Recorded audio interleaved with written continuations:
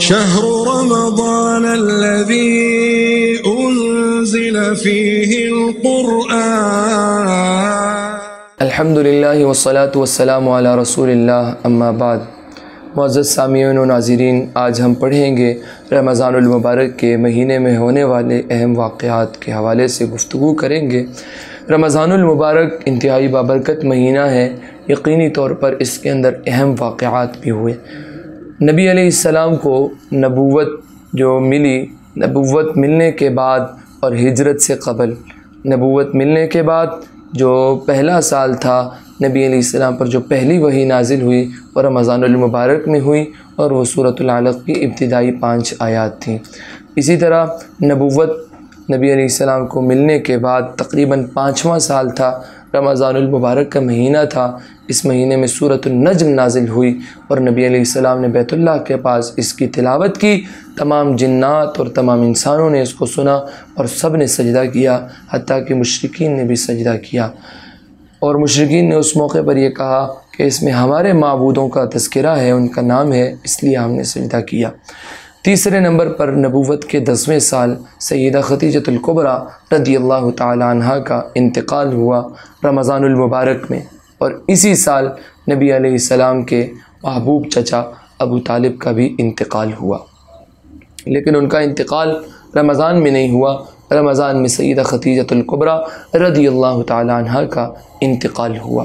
اور نبی علیہ السلام کی ان سے پہلی شادی تھی، اور نبی علیہ السلام نے 25 سال 2 ماہ کی عمر میں ان سے شادی کی. اس وقت ان کی عمر 40 سال تھی اور تقریباً ان کی کل عمر 64 سال تھی. اور نبی علیہ السلام کی اولاد بھی انہی سے تھی. اس کے علاوہ کسی اور زوجہ سے نبی علیہ السلام کی اولاد نہیں تھی، اور ان سے جو اولاد تھی ان میں 4 صاحبزادیاں اور 2 صاحبزادے تھے. ان کے علاوہ بھی نبی علیہ السلام کی ایک باندی تھی ماریہ قبطیہ رضی اللہ تعالی عنہا، ان سے بھی نبی علیہ السلام کے ایک صاحبزادے حضرت ابراہیم تھے. اس کے بعد نبی علیہ السلام نے جب ہجرت کی تو ہجرت کے بعد سن 2 ہجری کے اندر انتہائی اہم واقعات کے ساتھ جو رمضان المبارک میں غزوہ بدر کے دوران ایک اہم واقعہ ہوا، وہ واقعہ نبی علیہ السلام کی صاحبزادی کا انتقال تھا. کہ مسلمان غزوہ بدر کے لیے جا رہے تھے، نبی علیہ السلام نے حضرت عثمان غنی کو وہاں پر مدینہ کے اندر حضرت رقیہ جو نبی علیہ السلام کی صاحبزادی تھیں ان کی تیمارداری کے لیے چھوڑا. اور بڑا عجیب معاملہ ہوا، جب نبی علیہ السلام اور صحابہ فتح کے بعد واپس آ رہے تھے تو سیدہ رقیہ کی قبر پر مٹی حضرت عثمان ڈال رہے تھے.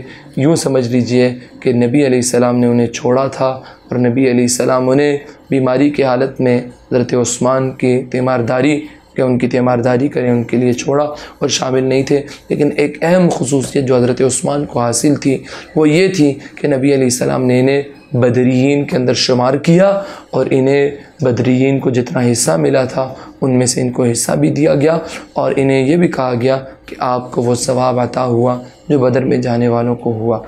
اور اسی طرح سن 2 ہجری رمضان المبارک میں جو حضرت سیدہ رقیہ کے بیماری کے وقت ایک اہم واقعہ غزوہ بدر ہوا، جسے غزوہ بدر کبریٰ یا غزوہ بدر ثانیہ یا یوم الفرقان کے نام سے جانا جاتا ہے. اور یہ مسلمانوں کا پہلا معرکہ تھا. اس سے قبل بھی معرکے ہوئے تھے، لیکن یہ انتہائی اہم معرکہ تھا. اس کے بعد ایک دم مسلمانوں کے حوالے سے پورے عالم عرب کے اندر، حجاز مقدس کے اندر ایک آگ پھیل گئی کہ مسلمان آ گئے ہیں، اور مسلمانوں کے حوالے سے لوگوں کے اندر سوج و بچار اور مسلمانوں کے حوالے سے بات چیت اور ان کے ساتھ معاملات کے حوالے سے یہ انتہائی اہم موقع تھا. اسی وجہ سے اسے غزوہ بدر کبریٰ بھی کہا جاتا ہے، غزوہ بدر ثانیہ بھی کہا جاتا ہے. اس سے پہلے بھی ایک غزوہ بدر ہوا تھا، وہ اس سے قبل تھا، یہ رمضان میں تھا، وہ رمضان میں نہیں تھا. اسی طرح ماہ رمضان 2 ہجری میں غزوہ بدر کے اندر نبی علیہ السلام کے ایک معجزے کا بھی اظہار ہوا تھا. وہ معجزہ یہ تھا کہ نبی علیہ السلام نے اپنی مٹھی میں کچھ کنکریاں اٹھائیں اور کفار کی طرف پھینک دیں اور کہا کہ شاہت الوجوہ، کہ کفار کے چہرے بگڑ جائیں، اور پھر کافروں کی طرف پھینک دیا. پھر اللہ رب العزت نے اپنی فتح اور نصرت نازل فرمائی.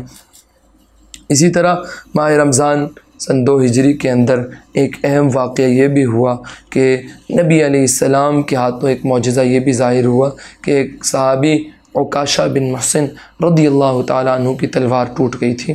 رسول اللہ صلی اللہ علیہ وسلم کو جب بتلایا گیا تو آپ نے کھجور کی شاخ انہیں عطا فرمائی اور فرمایا کہ اس سے لڑو، اور انہوں نے اس سے لڑا اور وہ تلوار کی طرح اس سے لڑا اور کئی کفار کو اس سے قتل کیا۔ اسی طرح رمضان 2 ہجری کے اندر ایک اہم واقعہ یہ بھی ہوا کہ ایک جانب مسلمانوں کو فتح ہوئی، دوسری جانب اہل روم اور اہل فارس کی لڑائی تھی۔ اسی دن اللہ رب العزت نے اہل روم کو فتح عطا فرمائی۔ اس کی وجہ یہ تھی کہ مسلمان مذہبی لحاظ سے، آسمانی مذاہب کے لحاظ سے اگر دیکھا جائے تو عیسائی بھی آسمانی مذہب، مسلمان بھی آسمانی مذہب، جبکہ دوسری طرف جو فارسی تھے، جو آگ کی پوجا کرنے والے تھے، مسلمانوں کی ان سے کوئی مناسبت نہیں تھی۔ تو اس لیے ادھر جب لڑائی ہوئی تو ادھر بھی آسمانی مذہب کو فتح حاصل ہوئی، ادھر بھی لڑائی ہوئی تو آسمانی مذہب کو فتح حاصل ہوئی۔ اسی طرح ماہ رمضان سن 2 ہجری غزوہ بدر کے اندر ایک صحابی حضرت یزید بن اخنس سلمی رضی اللہ تعالی عنہ کے بارے میں آتا ہے کہ ان کے 3 صاحبزادے اس کے اندر شریک تھے، بلکہ ان کے صاحبزادے، والد اور پوتے، یعنی یوں سمجھ لیجئے کہ 3 نسلیں اس جنگ کے اندر شریک تھیں، اور اس کے علاوہ اور کوئی ایسا نہیں تھا کہ جن کی 3 نسلیں شریک ہوتی۔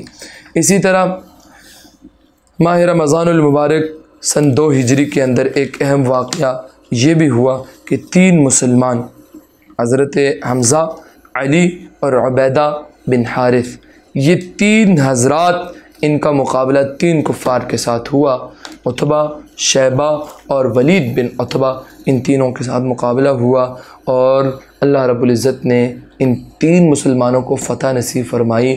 اور یہ بھی بڑا عجیب معاملہ تھا، نبی علیہ السلام نے ان سے قبل 3 انصاریوں کو نکالا تھا، تو اس وقت مشرکین نے کہا تھا کہ واپس چلے جاؤ، ہمارے برابر کے آئیں۔ یعنی کہنے کا مقصد یہ تھا کہ جو ہمارے قبیلے کے مسلمان ہیں انہیں بھیجیں۔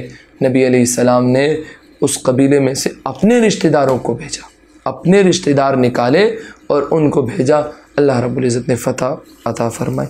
اسی طرح ماہ رمضان 8 ہجری کے اندر ایک اور اہم واقعہ، جس طرح غزوہ بدر اہم تھا، اسی طرح ایک اور اہم واقعہ فتح مکہ بھی رمضان المبارک میں ہوا۔ انتہائی اہم واقعہ ہے، انشاءاللہ پھر کسی وقت میں اس پر گفتگو کریں گے۔ بہت ہی اہم واقعہ، جس طرح غزوہ بدر بہت سارے اسباق کو اپنے اندر لیے ہوئے، اسی طرح فتح مکہ بھی اپنے اندر بہت سارے اسباق، واقعات اپنے اندر لیے ہوئے کہ مسلمانوں کو اس کے بعد جو عروج حاصل ہوا، اللہ اکبر، حضرت امیر معاویہ کے زمانے میں اسلامی سلطنت جو پھیلی، کہا جاتا ہے کہ یہ یہیں سے شروع ہوا، اور اسی فتح کو جو صلح حدیبیہ ہوئی تھی، کہا گیا تھا فتح مبین، واضح اور بڑی فتح قرار دیا گیا تھا جو اللہ رب العزت نے عطا فرمائی تھی۔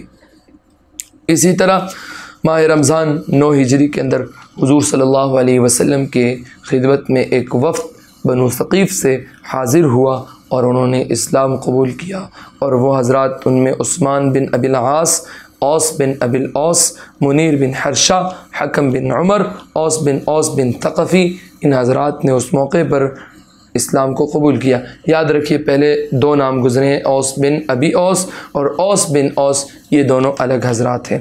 اسی طرح ماہ رمضان 11 ہجری کے اندر خاتون جنت سیدۃ نساء اہل الجنہ حضرت سیدہ فاطمۃ الزہرا رضی اللہ تعالی عنہا کا بھی انتقال ہوا، اور یہ وہی صاحبزادی تھی جن کے بارے میں نبی علیہ السلام نے اپنے اختتامی وقت میں کان میں 2 باتیں کی تھی، ایک بات پہ وہ ہنس پڑی تھی اور ایک بات پہ وہ رو دی تھی۔ نبی علیہ السلام نے انہیں اپنے انتقال کا، اپنی وفات کا بتایا تو وہ رو پڑی تھی، اور جب انہیں یہ کہا کہ تم میرے پاس سب سے پہلے آؤ گی تو وہ ہنس پڑی تھی۔ یہ بات حضرت فاطمہ اور حضور کے علاوہ کسی اور کو معلوم نہیں تھی۔ حضرت عائشہ صدیقہ نے اس سارے واقعے کو نوٹ کیا تھا۔ انتقال کے بعد پھر حضرت فاطمہ سے پوچھا اور اپنی ماں ہونے کا کہا کہ میں اپنی ماں ہونے کا احساس دلایا اور کہا میں تمہاری ماں ہوں، اور اس حیثیت سے مجھے بتاؤ کہ اس دن کیا ہوا تھا۔ پھر انہوں نے بتایا کہ یہ واقعہ ہوا تھا تو میں پہلی جب روئی تھی اس لیے نبی علیہ السلام نے اپنے جانے کا بتایا، اور میں ہنسی اس لیے تھی کہ نبی علیہ السلام نے یہ کہا کہ میرے رشتہ داروں میں سب سے پہلے تم میرے پاس آؤ گی، تو اس لیے میں خوش ہو کر مسکرائی تھی۔ ماہ رمضان 32 ہجری کے اندر حضرت عباس نبی علیہ السلام کے چچا اور جلیل القدر صحابی حضرت عباس کا انتقال ہوا۔ ان کے بارے میں بھی ایک واقعہ بتاتا ہوں کہ ان سے ایک صاحب نے آ کر پوچھا کہ نبی علیہ السلام بڑے ہیں یا آپ بڑے ہیں؟ تو انہوں نے بڑا خوبصورت جملہ کہا، بہت ہی پیارا اور خوبصورت جملہ کہا کہ ہوا اکبر منی، وہ میرے سے بڑے ہیں، وَأَنَا أَسِن، لیکن سالوں میں میں بڑا ہوں، عمر میں میں بڑا ہوں، ویسے وہ بڑے ہیں۔ اسی طرح ماہ رمضان 40 ہجری کے اندر حضرت ام المؤمنین سیدنا علی رضی اللہ تعالیٰ عنہ کی بھی شہادت ہوئی تھی 21 رمضان المبارک کو۔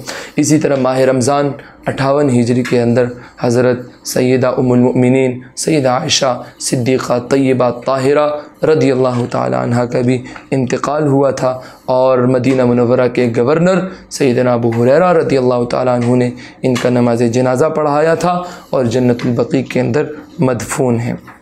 اور بڑی عجیب بات ہے، انتہائی کم عمری کے اندر 18 سال کی عمر میں یہ بیوہ ہو چکی تھی۔ نبی علیہ السلام کی سب سے کم عمر زوجہ یہی تھی، اور نبی علیہ السلام کی جو ان سے محبت تھی وہ بھی بے مثالی تھی۔